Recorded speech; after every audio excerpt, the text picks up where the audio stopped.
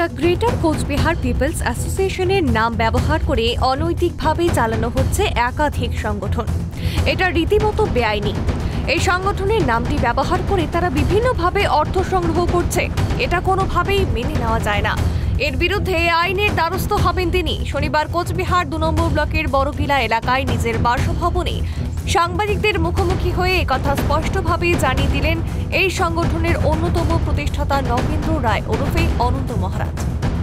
আমাদের দি greater Cooch Behar people's অ্যাসোসিয়েশনের যে সংগঠন আছে, এই সংগঠনটাকেই বিভিন্ন লোক মিসইউজ করতেছে, এই নামে বিভিন্ন রূপে করতেছে।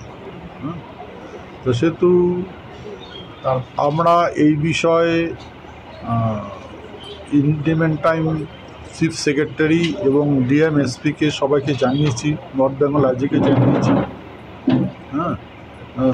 ডিজিকে জানিয়েছি, চিফ সেক্রেটারিকে জানিয়েছি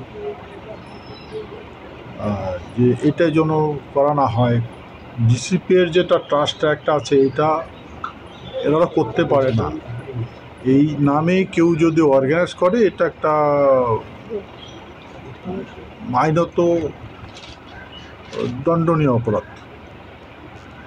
কিন্তু এখানকার লোক করতেছে, বিভিন্ন করতেছে। এখানকার আমরা পুলিশকে বলেছিলাম, তা পুলিশের এখান থেকে যেমন জলপাইগুড়িতে বলা হয়েছে, ওখানকার থানা, তারপরে আজকে ওই দক্ষিণ দিনাজপুরে করতেছে।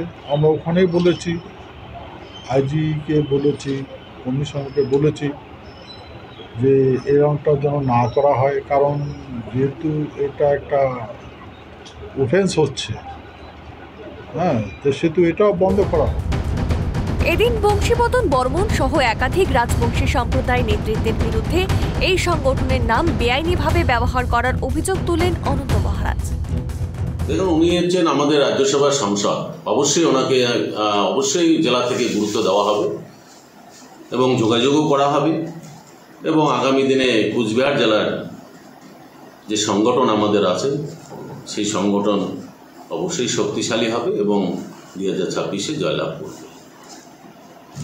প্রতিশ্রুতিগুলো দিয়েছিলেন, সেগুলো পালন না করে উত্তরবঙ্গে সংগঠন ভেঙে পড়েছে।